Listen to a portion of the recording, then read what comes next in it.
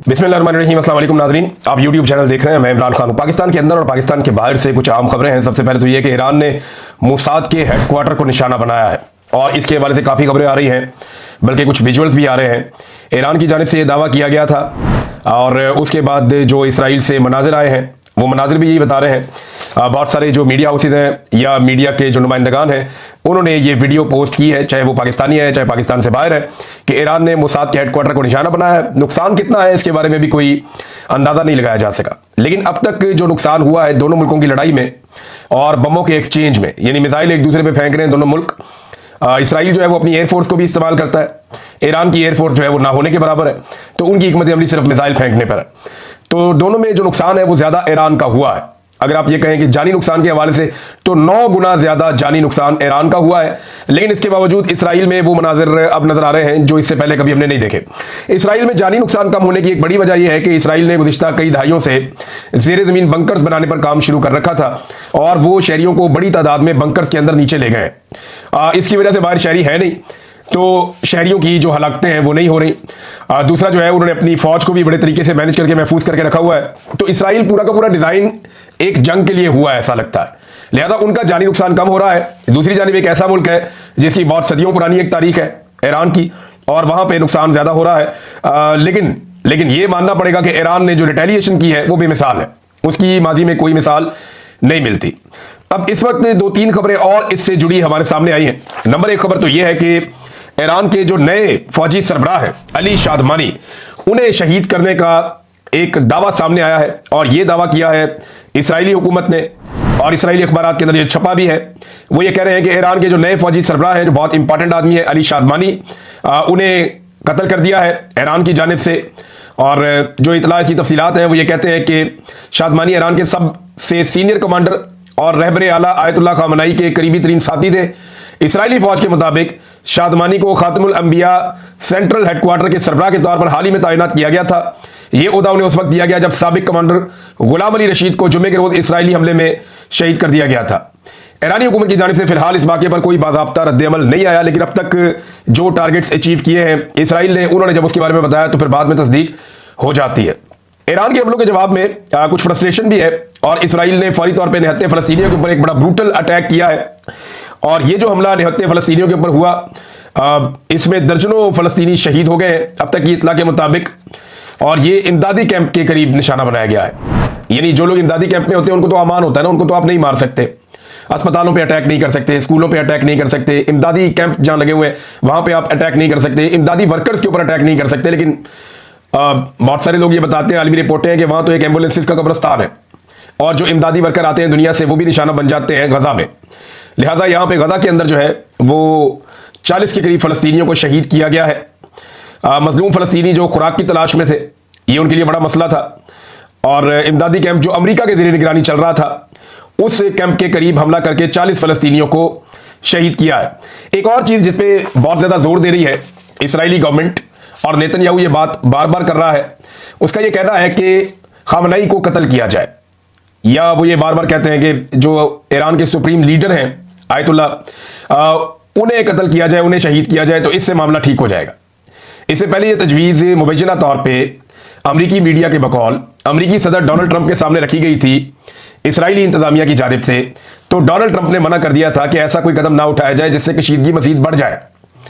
लेकिन फिर हमने देखा कि बार बार नेतन्याहू इसके बारे में बात कर रहा है, वो बार बार कह रहा है कि खामनेई को कत्ल किया जाए, उन्हें शहीद किया जाए, और उसके बाद वो कहते हैं जी हालात ठीक हो जाएंगे, बल्कि उन्हें सद्दाम हुसैन की तरह बनाने की धमकियां भी दे रहा है। तो ये अभी सूरत हाल पहले की तरह है नहीं, पहले हालात किसी और तरह थे, अभी हालात किसी और तरह है। सद्दाम के कत्ल को बहुत साल गुजर गए हैं, इस बीच में दुनिया के अंदर नए अलाइंस बने हैं, दुनिया के अंदर बहुत सारी चीज़ें तब्दील हुई हैं। खासतौर पर जो 21 मुसलमान मुल्कों ने एक एलामिया जारी किया है, उस एलामिया के जारी होने के बाद अब चीज़ें उतनी आसान नहीं होगी जितना माजी में लोग समझते थे। देखिए एक और बड़ी इंपॉर्टेंट खबर है, वो डोनाल्ड ट्रंप की जानिब से है। एक तो डोनाल्ड ट्रंप ने ईरान के ऊपर चढ़ाई की, जब डोनाल्ड ट्रंप ने कहा कि जी फौरी तौर पे तेहरान को खाली किया जाए, ये वार्निंग उन्होंने दी है। लेकिन साथ ही साथ उन्होंने मैक्रोन के ऊपर भी चढ़ाई कर दी। मैक्रोन आप सब जानते हैं, एमेनुअल मैक्रोन, ये फ्रांस का सदर है और ये भी मौजूद था G7 समिट में। तो मैक्रोन ने यह दावा किया था कि डोनाल्ड ट्रंप जो वाशिंगटन वापस जा रहे हैं फटाफट जल्दी से, उसकी वापसी का जो मकसद है वो जंगबंदी है और वो जंगबंदी करवाने जा रहा है। तो इस पे डोनाल्ड ट्रंप ने जो है वो सख्त रद्द-ए-अमल दिया और मैक्रोन के जो दावे हैं उन्होंने जो है वो करार दिया कि ये गलत है, और सख्त अल्फाज भी इस्तेमाल किए मैक्रोन के बारे में, और ये कहा कि जो मैक्रोन है वो मशहूरी का तलबगार है, यानी वो चीप होता है ना, पॉपुलैरिटी, वो इस किस्म के अल्फाज डोनाल्ड ट्रंप ने बोले। उन्होंने कहा जी मैक्रोन ने गलती से कहा कि मैं कनाडा में होने वाली G7 समिट छोड़कर इसलिए वाशिंगटन वापस जा रहा हूं ताकि इसराइल और ईरान के दरमियान सीज फायर पर काम हो सके। उन्होंने कहा उसे बिल्कुल इल्म नहीं है कि मैं अब वाशिंगटन क्यों जा रहा हूं, इसका सीज फायर से कोई ताल्लुक नहीं है, बात इससे ज्यादा बड़ी है, चाहे जानबूझकर हो या ना हो, इमानुएल हमेशा बात गलत ही करता है, आप खबरदार रहें। ये मैक्रोन के बारे में डोनाल्ड ट्रंप के अल्फाज हैं। और उसके बाद डोनाल्ड ट्रंप ने यह कहा कि वापसी का मतलब हरगिज जंगबंदी नहीं है, और बात जो है वो इससे ज्यादा बड़ी है, ईरान से बातचीत के मूड में मैं नहीं हूं, जंगबंदी नहीं बल्कि तनाज़े का मुकम्मल खात्मा चाहता हूं। अब इसका मतलब क्या है? क्या अमेरिका इसराइल के साथ मिलकर इस हमले में शामिल हो जाएगा? इसका मतलब यह है, या अमेरिका ये चाहता है कि ईरान को पूरी तरह से दबाव में लेकर जो मुआहदों के ऊपर वो दस्तखत करवाना चाह रहे हैं वो हो जाए, या फिर नेटो को इकट्ठा करके दोबारा से एक बड़ी लड़ाई की तरफ जाएंगे? तो मेरे ख्याल में अगर ये लड़ाई फैलेगी तो इसके अंदर और स्टेक होल्डर्स भी आ जाएंगे। देखिए ना, जो डोनाल्ड ट्रंप का स्टेटमेंट है उसके ऊपर चाइना का रद्देअमल भी आया है, और चीन का रद्देअमल बड़ा बड़ा क्लियर है। अगर आप चीन का रद्देअमल सुनेंगे तो आपको अंदाजा हो जाएगा कि दुनिया अब किस तरफ जाएगी। चीन ने अमेरिकी सदर डोनाल्ड ट्रंप के ईरान के दारुल-हुकूमत तेहरान से शहरियों के फौरी इनखला के बयान पर सख्त रद्देअमल जाहिर करते हुए कहा है कि अमेरिका तनाज़े को हवा देने की बजाय कशीदगी में कमी के लिए काम करे। चीनी वज़ारत ख़ारजा के तर्जुमान गो जियाकन ने बीजिंग में एक प्रेस कॉन्फ्रेंस में कहा कि आग पर तेल डालने, धमकियां देने और दबाव बढ़ाने से सूरत हाल में बेहतरी नहीं आएगी, बल्कि इससे खित्ते में तनाज़ा मजीद गहरा और वसी हो जाएगा। चीन ने आलमी ताकतों से मुतालबा किया कि वो ईरान इसराइल कशीदगी को मजीद बढ़ाने की बजाय इसे खत्म करने में किरदार अदा करें। यह बयान ऐसे वक्त में आया है जब मशरिक़ वस्ता में जंग का दायरा वसी हो रहा है, लड़ाई बढ़ती जा रही है। ईरान जो है वो हर गुजरते दिन के साथ अपने मिसाइलों की इंटेंसिटी और तादाद बढ़ाता जा रहा है, जबकि इसराइल भी अपने अहदाफ को लगातार निशाना बना रहा है। इसराइल का जो टारगेट है वो ईरानी फौज के सरबराह, उनके साइंटिस्ट, उनके जो फ्यूल की साइट्स है वहां पे, या इसके साथ साथ जो पेट्रोलियम साइट्स हैं उनके अलावा जो एटमी साइट्स हैं वहां पे इसराइल अटैक करता है, जबकि ईरान जो है उसके पास जितनी इंफॉर्मेशन इसराइल के हवाले से है वो वहां पे मिसाइल अटैक करता है। तो ये दोनों तरफ इस वक्त एक दूसरे के ऊपर लगातार हमले किए जा रहे हैं। अब यहां पे दुनिया क्या रोल प्ले कर सकती है? मेरे ख्याल में जंगबंदी होनी चाहिए और फौरी तौर पे होनी चाहिए। ईरानी वजीर खारजा का बयान बड़ा जबरदस्त था। उन्होंने कहा जी अमेरिका अगर इस लड़ाई को रोकना चाहता है तो पहले मना करे जारहियत करने वाले को, जिसने पहले हमला किया, जिसने पहले जारहियत की उसको मना करे तो ये जंग खुद ही रुक जाएगी। और जंग रुकने के बाद हम तो हमेशा से तैयार हैं डायलॉग के लिए, मुज़ाकरात के लिए, जब मर्जी हमारे साथ बैठे हम बात करने को तैयार है। तो ईरान बात करना चाहता है, लेकिन बातचीत के अंदर दस्तखत होंगे या नहीं होंगे ये कहना कबल वक्त है, कि ईरान मुआहदे का हिस्सा बनेगा या नहीं बनेगा ये कहना कबल वक्त है। अब अगर ईरान ये शर्त रख देता है कि क्योंकि इसराइल ने हमारे ऊपर जारहियत की है लिहाजा इसराइल भी दस्तखत करे, तो इसराइल तो दस्तखत नहीं करता, इसराइल तो किसी मुआहदे का हिस्सा नहीं बनता। वो अपने आप को एक रिस्पॉन्सिबल स्टेट समझते हैं और ईरान को वो समझते हैं कि गैर जिम्मेदार रियासत है, लिहाजा इस वजह से वो तो दस्तखत नहीं करते और यहां कहते हैं कि आप दस्तखत करें। अब ये जो अटैक हुआ है ना ईरान के ऊपर इसराइल का, और फिर ईरान ने वापस अटैक किया है, इन चीजों को लेकर बहुत सारे ऐसे मुल्क है दुनिया में अब ये बहस शुरू हो गई है। आप इंटरनेट खोलें और आप इसके ऊपर सर्च शुरू करें, आपको बहुत कुछ मिलेगा। पूरी दुनिया के अंदर एक बहस शुरू हो गई है कि वो मुमालिक जिन्हें खतरा है दूसरे मुमालिक की जानिब से कि उन पर हमला किया जाएगा, वो बड़ी संजीदगी से गौर कर रहे हैं कि उनके पास एटमी ताकत होना जरूरी है। यानी अगर यूक्रेन के पास एटम बम होता तो आज रूस उसके साथ पिछले 3 साल से लड़ ना रहा होता। 3.5 साल हो गए, लड़ाई खत्म नहीं हो रही, यूक्रेन का बहुत नुकसान हो गया, इलाके भी उनके छिन गए, सिर्फ इसलिए कि उनके पास जो एटम बम था उन्होंने यूरोप और अमेरिका के कहने के ऊपर वो एटम बम त्याग दिया। उन्होंने कहा ठीक है जी हम खत्म कर रहे हैं, एटमी सलाहियत खत्म कर रहे हैं, पैकेजेस ले लिए, लेकिन वो पैकेजेस किसी काम नहीं आए, आज बड़ा नुकसान उठा रहे हैं वो। इसी तरह जो कोरिया है, नॉर्थ कोरिया, अब वो भी ये बात कर रहा है, वहां पे ये बहस चल रही है, बल्कि नॉर्थ कोरिया इसके अंदर ईरान के साथ खड़ा हो गया है। हालांकि नॉर्थ कोरिया जो है वो कोई ऐसा मॉडल नहीं है जिसको फॉलो किया जाए या पसंद किया जाए।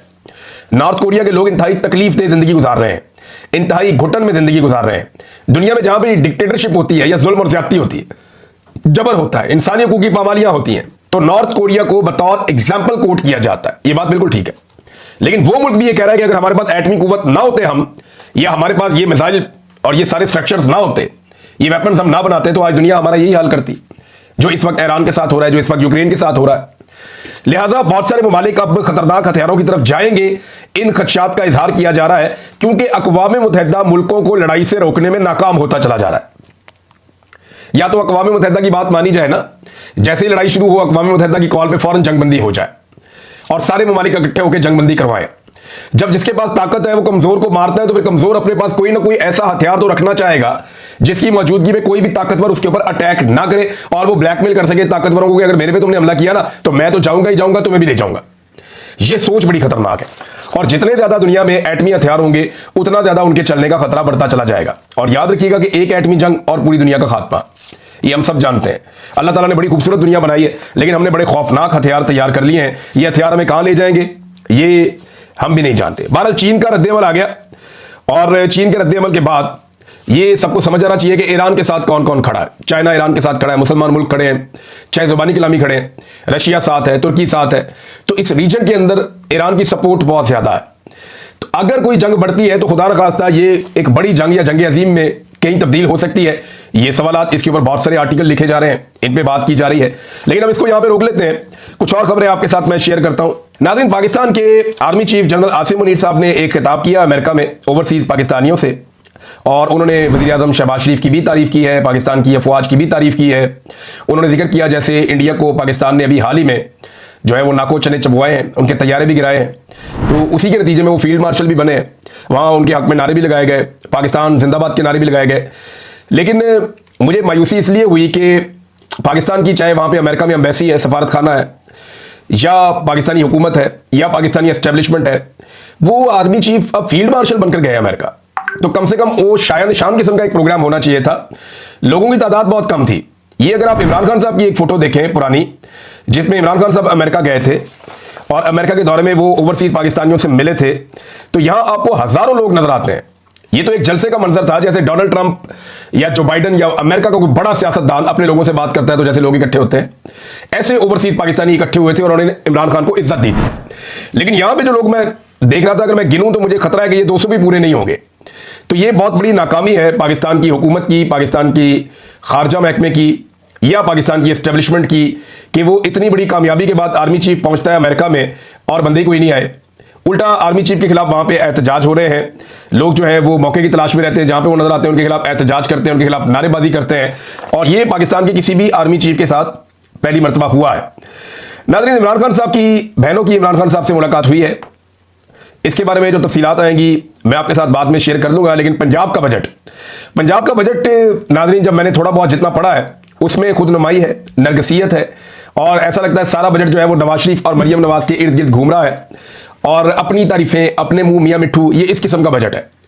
ना इसका कोई सर समझ आया ना कोई पैर समझ आया। पेंशन सिर्फ 5% और तनख्वाह सिर्फ 10% बढ़ाई है। हालांकि इन्होंने दावे बहुत बड़े बड़े किए थे कि इंसानों की किस्मत बदल देंगे।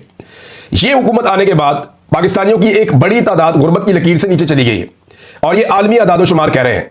लगातार पाकिस्तान में गुर्बत बढ़ी है, महंगाई बढ़ी है, बेरोजगारी बढ़ी है, कारोबार कम हुआ है, सरमायाकारी कम हुई है और किसान की हालत इन्होंने तबाह बर्बाद कर दी है। सारा कुछ बर्बाद करने के बावजूद इनके दावे ये थे कि 300 यूनिट तक बिजली ये मुफ्त देंगे और 100 यूनिट वाले की भी इन्होंने कमर तोड़ दी है। अब ये सारा कुछ करने के बावजूद वो करारदाद पेश कर रहे हैं कि जनाब बहुत अच्छा बजट मरियम नवाज लेकर आई है। अंदाजा करें आप, ये नरगिसियत का शिकार है, ये अपने मुंह मियाँ मिट्ठू है। और हरकतें चेक करें कि दावा कर रहे हैं कि क्योंकि पंजाब हुकूमत ने नई गाड़ियां खरीदी हैं, अब एक गवर्नमेंट नई गाड़ियां खरीदती जा रही है, लोग एतराज करेंगे भैया क्यों ले रहे हैं, सूबा गरीब है, आप जो है वो खसारे के अंदर जा रहे हैं, पैसे आप इकट्ठे नहीं कर पा रहे, कर्जा ले लेके आप मुल्क चला रहे हैं। तो जब आप कर्जा लेके नई गाड़ियां खरीद के बाबुओं को और सियासतदानों को देंगे तो लोग तो एतराज करेंगे। तो उस एतराज के जवाब में पंजाब हुकूमत क्या कहती है? पंजाब हुकूमत ये कहती है हम नई गाड़ियां खरीद रहे हैं, तो आप इसका मतलब ये लें कि जनाब हमारी जो है ना सूबा तरक्की कर रहा है।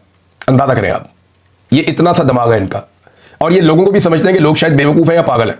भाई तुम नई गाड़ियां खरीद रहे हो तो इससे क्या पता चलेगा कि सूबा तरक्की कर रहा है?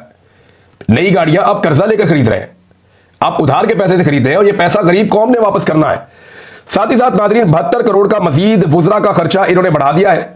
पिछले साल वुज़रा का जो खर्चा था वो 35 करोड़ था, इस बार 107 करोड़ तक इन्होंने वजीरों का खर्चा बढ़ा दिया। पाकिस्तान पीपल्स पार्टी ने सूबाई और वफाकी दोनों बजट के ऊपर एतराज किया है, बजट को अवाम दुश्मन करार दिया है। उन्होंने ये कहा कि ये बजट बिल्कुल अवामी उमंगों के खिलाफ है, किसान को मार दिया, मजदूर को मार दिया, सबको मार दिया। कंटिन्यूसली जो पाकिस्तान पीपल्स पार्टी है वो बजट की मुखालफत कर रही है। लेकिन इसके बावजूद याद रखिएगा, यही पाकिस्तान पीपल्स पार्टी इसी बजट को पास करवाएगी, क्योंकि उन्हें मिलिट्री एस्टेब्लिशमेंट की जानिब से हुक्म है कि आपने इस हुकूमत को चलाना है और इसको धक्का लगाना है। जाली फॉर्म 47 इसी बुनियाद पर इनको मिला है कि आपने टाइम भी पूरा करवाना है, मामले को धक्का भी लगाते रहना है, अपनी सियासत भी आप करते रहे। तो बजट जैसा है वैसा ही वो सब बता रहे हैं कि बेड़ा गर्क कर दिया पकड़ के आम आदमी का। लेकिन इसके बावजूद इस बदतरीन बजट को भी पाकिस्तान पीपल्स पार्टी पूरी सपोर्ट देगी। नाज़रीन, एक स्टेटमेंट दिया और ये स्टेटमेंट है, अच्छा एक तो कोर्ट में केस चल रहा है ना मखसूस नशिस्तों का, वहां पे इलेक्शन कमीशन भी एक्सपोज हो रहा है, अदलिया भी एक्सपोज हो रही है, अदालती फैसले पर अमल दरामद क्यों नहीं हुआ इसका जवाब भी नहीं मिल रहा, यानी कोई सर ना कोई पांव इस अपील का।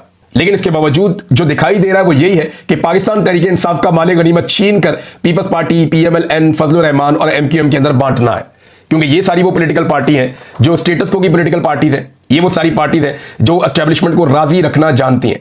PTI जो है उसका एस्टेब्लिशमेंट के साथ अभी फटा है, फिलहाल तो चल रहा है, और इसी वजह से पाकिस्तान तहरीक इंसाफ ज़ेर अताब है। तहरीक इंसाफ के बैरिस्टर गौर साहब ने एक स्टेटमेंट दिया और उनका यह कहना है कि जनाब भारतीय पार्लियामान ने जो बजट पेश किया उसके अंदर उन्होंने अपनी पार्लियामेंट का जो खर्चा रखा वो 5 अरब रुपया रखा, यानी भारतीय पार्लियामेंट का बजट 5 अरब और पाकिस्तान में 16 अरब रखा गया है।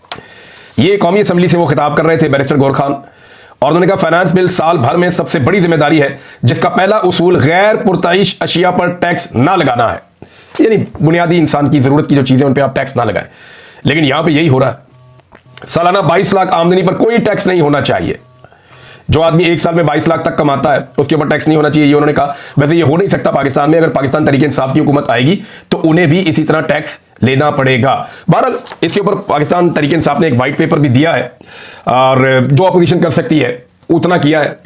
अब उनका लीडर भी जेल में है, उनके लोग भी जेल में पकड़े गए हैं, एक लिमिट से आगे ये लोग जा भी नहीं सकते, अपोजिशन को दीवार के साथ लगाया हुआ है। लेकिन इसके बावजूद ये बजट खुद अवाम को बताएगा कि इस बजट में अवाम के लिए क्या है। महंगाई का तूफान है और क्या है, इससे पहले भी महंगाई आ रही थी, आगे भी महंगाई आ रही है, लेकिन पाकिस्तान का मीडिया आपको ये नहीं बताएगा। पाकिस्तान का मीडिया आपको ये बताएगा कि इमरान खान ने जेल में क्या खाया, वो आपको ये बताएगा कि इमरान खान ने ये क्यों नहीं कहा, वो क्यों कह दिया, उसका फलाने केस का क्या बना, और नाम लिए बगैर आपको बताएगा। पाकिस्तान के मीडिया का फोकस उधर ही रखा जाएगा जहां पाकिस्तान की एस्टेब्लिशमेंट चाहेगी। ये जो इकॉनमी पाकिस्तान की तबाह की गई है, ये जो पाकिस्तान के आम आदमी की मईशत को बर्बाद किया गया है, इसके ऊपर मीडिया बात नहीं कर रहा और मुझे नहीं लगता कि अभी करेगा भी। अब तक के लिए इतने, अपना ख्याल रखिएगा, अपने चैनल का भी। अल्लाह हाफ़िज़।